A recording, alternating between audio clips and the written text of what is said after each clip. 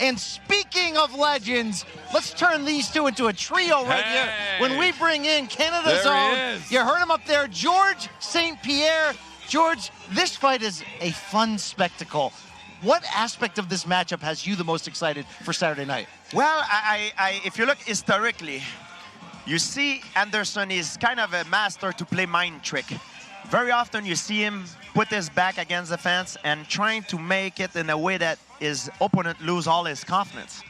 And at that precise moment, if that happened into the fight tomorrow, I wonder how Jake gonna react, because we know that Anderson is one of Jake's first idol, you know, in mixed martial art. So is he gonna over-respect him, or is he gonna go for the kill? Because I think a lot of the answer we're gonna have in that moment if that happened.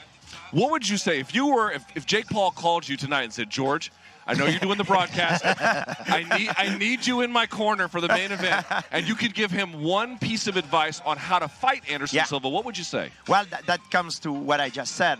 He needs to take the fight like he's fighting another man, like it's another fight, not like he's fighting the legend Anderson Silva, probably arguably the best mixed martial art fighter of all time. He needs to take the fight like he's fighting just another fight.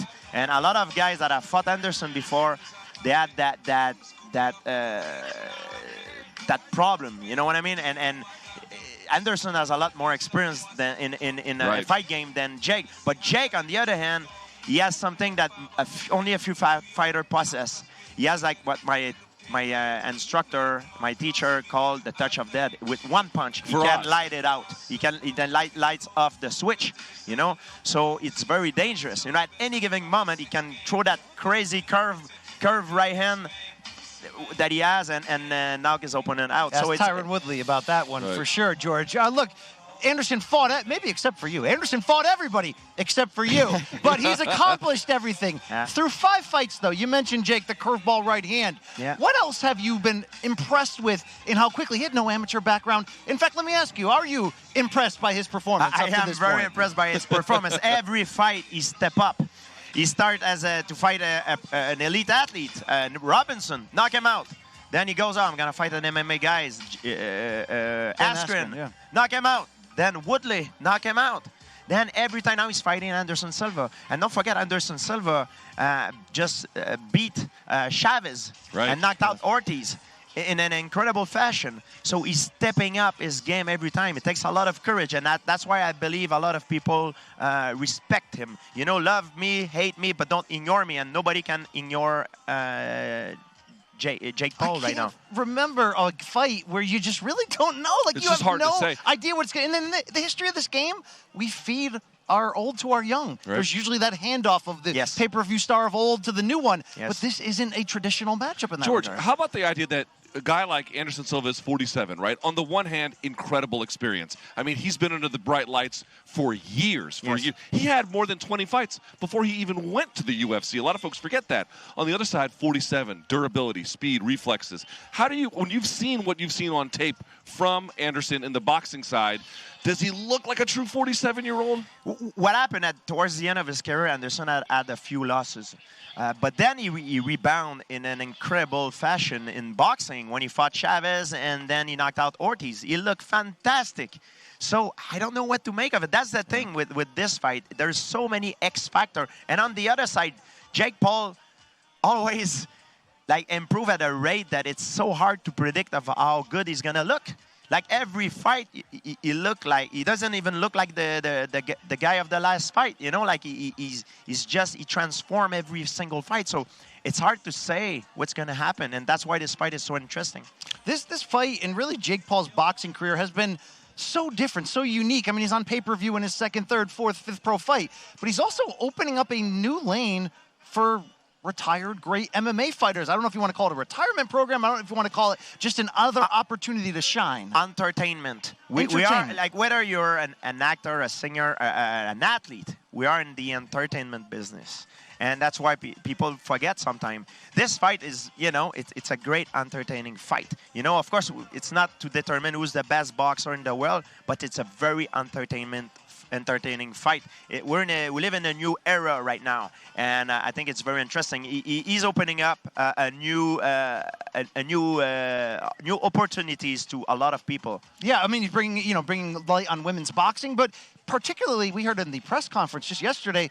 He says, Anderson, I love you so much. Why don't we partner together? Why don't we make a bet where if I win, we partner together and start an MMA Fighters Association /union? You know, a little thing about that. Is Jake Paul the Robin Hood of combat sports right now?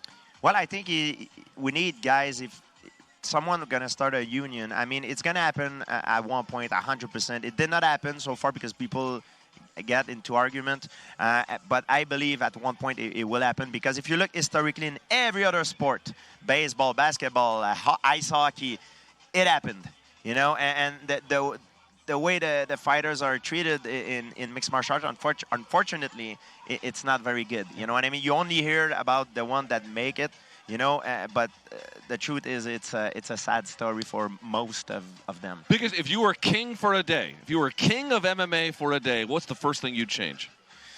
King for a day. Well, the salary, 100%. I will change the salary because I think it's unacceptable, and the condition to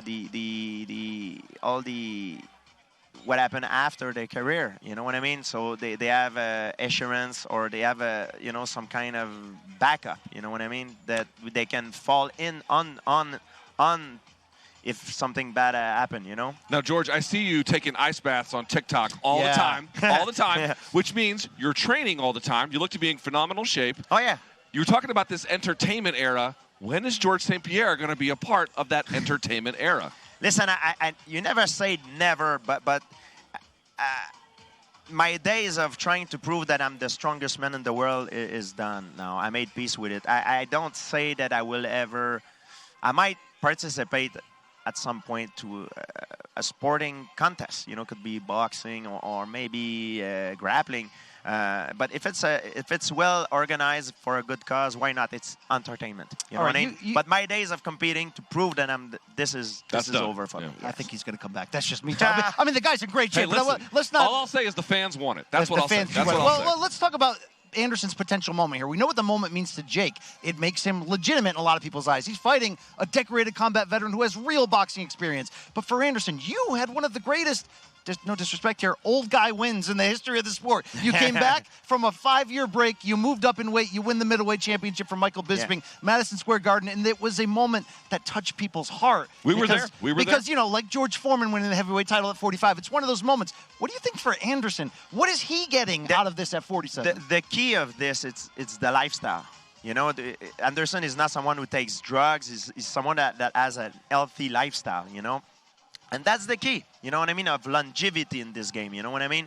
So he's training all the time on a regular basis, every day, and that's the key, you know what I mean? It has to do with your lifestyle, because it doesn't have to do with the fight, because you fight maybe a few times a year, but your lifestyle, that's what you have every day, the way you treat your body, the way you take care of yourself. And Anderson he's 47, but he's not really a true 47. He's more of a 30-something. He's an alien, let's be honest. George, are you surprised at the odds for this fight? They've got currently in most places, as time of this broadcast, Jake Paul at about a 2-1 favorite. You surprised by that? I'm surprised a little bit. I've heard that the odds were favoring Silva in the beginning, but then they switched. They switched to Paul.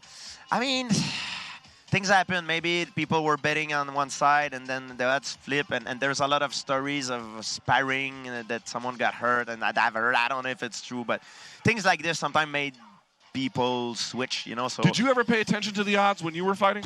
Not really, because you're trying to only focus on things that you control, and if you focus on those things, it's not the right thing to do it, you know, I believe, because you're gonna waste a lot of energy, and these are things that you do not have any control on, you know what I mean? Making that transition from mixed martial arts to boxing, it's not seamless for everyone, right? I mean, McGregor showed out to a certain degree against Floyd, but there were some things you just can't learn in one training camp. Anderson seems to be different, but you always had a very boxing-heavy game. I mean, you're the ultimate mixed martial artist. Train with Freddie But your focus on boxing, the rematch with Josh Koscheck, that jab was incredible. Why was that so important to always make sure that side of your game was locked up? Yeah, I decided to train with Freddie Roach, who I consider the best boxing trainer of all time. But I spar with many world champions as well. And the thing is, boxing is a very specialized sport. You know, it's like we're fighting, but we're not allowed to kick, we're not allowed to grab, we're not, you know, it's a lot of things. So because of the rules, it makes it a very specialized sport. So when I used to spar with the world champion boxing, I can hang my home for 3-4 rounds. But these guys are much economical than I am at that particular game because they are specialized.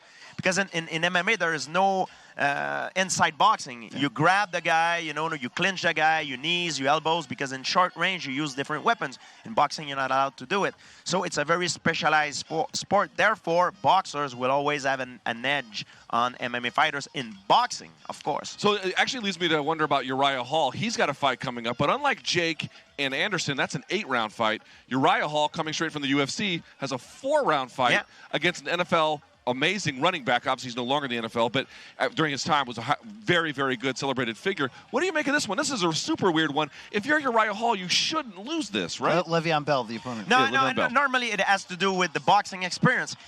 There, just an example of this. You know, like if you play softball, we've seen a lot of baseball stars going to softball, and you think they're gonna do well, but they don't, because the ball comes from under instead of over, and the distance is different. It changed the whole thing. As soon as you start changing the rules, you change the game.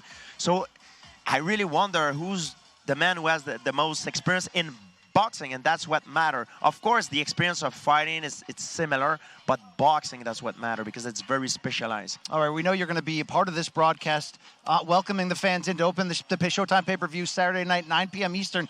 What else is going on with GSP since walking away for good from the sport of MMA? I'm more busy now than I was when I was competing. My life is beautiful. I don't, you know, when I come into an event like this, I really enjoy it. You know, I'm having a good time. But it also makes me remember how much I don't miss this. I thought you would say the opposite. No, I don't. I made peace with it, and I'm gonna tell you the truth. I really enjoy my time now. You know, when I was fighting, I was like very stressed. You know, the feeling of not knowing what's gonna happen. Are you gonna be humiliated, badly injured, or are you gonna win? It's unbearable for me. It was unbearable, and it gives me a lot of stress. But now, a night like tonight and tomorrow night is going to be a lot of fun for me. He's a model of what we should be looking like in our 40s, but we're not. Unfortunately. Okay? How old are you, George? Listen, I still train every day. I still get it. You know, so when I train with the young guys, they still ask me, hey, are you preparing a comeback? I could have turned the switch if I wanted to and make a comeback, but my heart is not there. You know, that's the thing. You know, I'm 41 years old. He's had a lot of cool moments. You look like you're in phenomenal shape. And again, I see you on those ice baths on TikTok. My man, that's how athletes should retire. You know, on top of their game, in shape, and they shouldn't wait like they lose everything, you know. And I look at Anderson Silva. I wish him the best of luck. It's very inspiring for me to see him succeed the way he does it right now. You know what I mean? And I'm very glad. But I hope he keep doing it as long as he's successful. But if something goes wrong, I hope he's gonna have the right mind to stop, you know, because it could become an addiction for a lot of people. For He's real. almost 50. Almost 50. It's incredible. I don't know how he does it. It's a freak of nature, you know. The former 2-division UFC champion, one of the kings of combat sports. I mean, there's like a royalty factor when you walk in the building, and that you've earned that. That is Georges St-Pierre and Thomas Brian Campbell here to wrap it up.